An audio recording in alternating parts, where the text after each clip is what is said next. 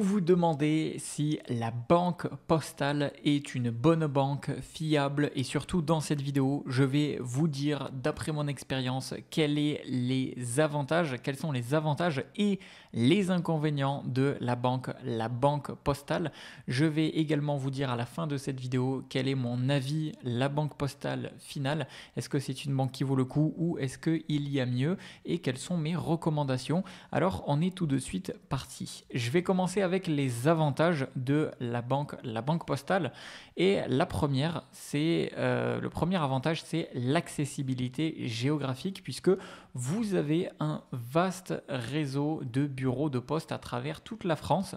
Donc ça, c'est vrai que c'est assez pratique, puisque la banque postale offre une proximité, puisque si vous souhaitez vous rendre dans une agence, pour les personnes qui préfèrent avoir un conseiller en personne, c'est possible. Ensuite, deuxième avantage que j'aime bien, c'est le fait qu'ils ont une gamme complète de services. Vous avez aussi bien des comptes et des cartes, bien évidemment, mais vous avez également des livrets d'épargne, assurance vie, épargne en tout genre. Vous avez également la possibilité de faire des emprunts. Vous avez également des assurances. Vous avez des conseils, bref, c'est cool parce que ça offre une gamme assez vaste de services qu'ils proposent. Troisième avantage, et juste après on va passer aux inconvénients, mais troisième avantage que j'aime bien, c'est qu'il y a quand même à la banque postale une tarification assez compétitive parmi, et je mets un gros point d'accent là-dessus, parmi les banques traditionnelles. Comparé à d'autres banques traditionnelles, on en parlera juste après, c'est vrai que la banque postale est souvent perçue comme l'une des moins chères et ça, vous avez la banque postale qui offre des services bancaires à des prix relativement abordables. Donc ça, c'est vrai que cela en fait un point positif. Bon, voilà ce que j'ai noté au niveau des points positifs. Maintenant, au niveau des points négatifs, ce que j'ai pu noter, c'est que premièrement, vous avez tout de même des frais bancaires qui sont supérieurs aux banques en ligne.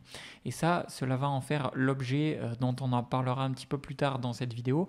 Mais bien que la banque postale soit une banque quand même compétitive, vous avez les banques en ligne qui rivalisent très largement et pour le coup, la banque postale ne peut pas rivaliser avec les tarifs qui sont soit souvent absents, donc les banques en ligne souvent n'ont pas de frais de tenue de compte ou autre, soit sont très très faibles et par exemple, certaines opérations courantes peuvent entraîner des frais qui seraient pour le coup inexistants chez certains concurrents en ligne. On en parlera un petit peu plus après. Ensuite,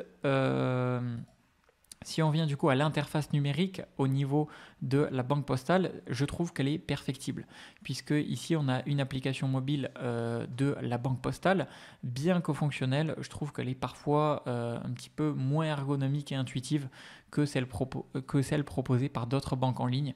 Et on voit, en tout cas personnellement, je trouve que le design, bien qu'il soit épuré, etc., je trouve que ça fait quand même un design un petit peu légèrement vieillot. On va dire que c'est vrai que c'est pas très digitalisé, même s'ils essayent de faire de leur mieux. Et troisième point négatif, et ensuite je passerai à la conclusion, et ici il existe une meilleure banque en ligne que la banque postale, c'est le processus de souscription qui est un petit peu moins fluide.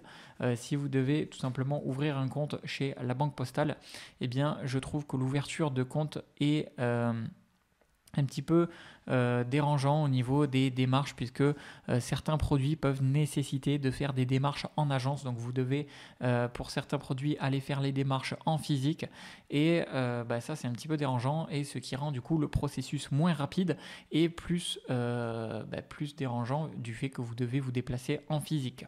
En plus de ça, même si les offres sont quand même accessibles comparées aux banques traditionnelles, vous avez quand même des cartes qui restent payantes, alors que chez certains concurrents, vous avez des cartes qui restent complètement gratuites.